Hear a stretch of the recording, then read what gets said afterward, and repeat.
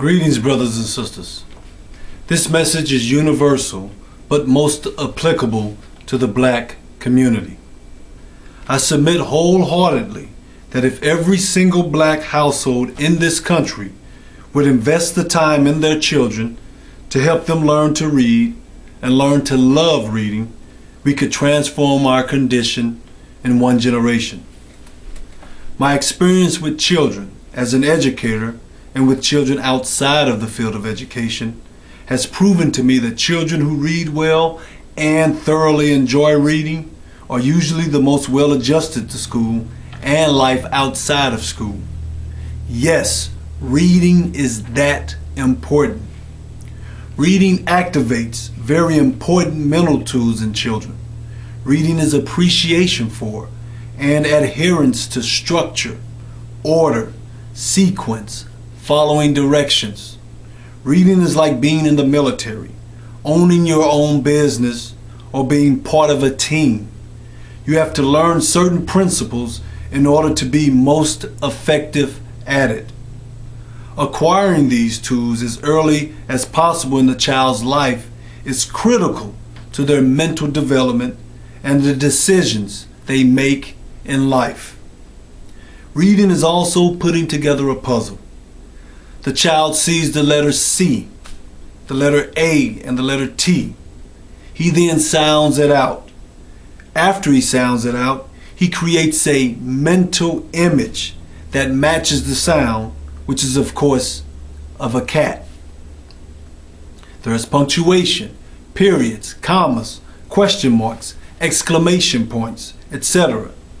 The punctuation enforces the order and structure necessary for proper voice inflection, pauses, and so forth. Reading is a map. Each preceding sentence follows from the previous sentence, and together they lead you to a particular point about the narrative.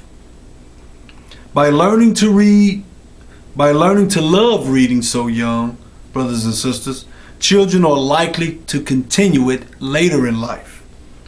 Now, this doesn't mean that there aren't children who love reading who aren't also problems in the classroom. Yet, from my observations and experiences, overwhelmingly, the children who love reading are typically the most well-adjusted. Children who love reading are no different, in principle, than children who learn to play football or basketball. Learning to love reading is just practice. Daddy plays basketball with Junior all of the time. Therefore, Junior is good at basketball at a very early age, and Junior loves basketball. Mama reads to her little princess all of the time. Therefore, Princess reads well at a very early age, and Princess loves reading. Children should get used to seeing mommy and daddy reading. They should hop in our laps and in our beds, bursting with excitement for being read to. Once they get to the age when they can start reading for themselves, which is usually 5 to 7 years of age, they'll be only too excited to read to mommy and daddy. Reading is extremely cost effective and very easy to implement. So there are no legitimate obstacles to reading. I'm sure your local libraries are much like mine, where you can get quality books for young children for $1 or even less. Reading expands the mind by activating the creative imagination of children. Again, brothers and sisters, this is critical if we're going to transform our condition. Imagine the daycares and elementary schools filled with children who love reading.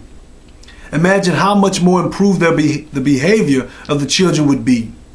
Reading is attention to detail. The more children read, the more they increase their ability to comprehend, the more intelligently sensitive they are to words, their structure, their meaning. Imagine households with children who love for mommy and daddy to read to them. Their idea of fun will expand beyond just electronic games and gadgetry all of the time. Reading can be done just about anywhere and anytime. One of the best places to have a child read, brothers and sisters, is in the back seat of the car while you're driving. Brothers and sisters, a community filled with children who love reading is a community much less concerned about those children becoming menaces to society.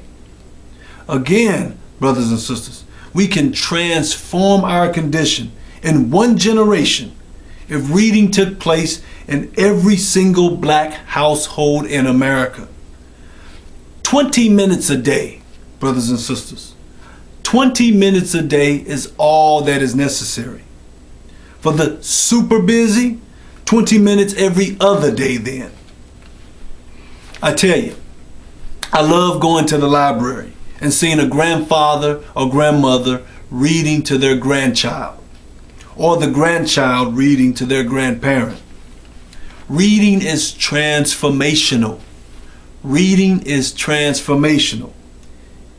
Is it the only matter that can transform our condition? No. But if we did nothing else but instill the love for reading in our precious children, we would see enormous improvement in our society. I trust I have been clear and concise, and that you found this message very worthwhile. Thank you for your time and consideration. Love and harmony, Brother Osiris.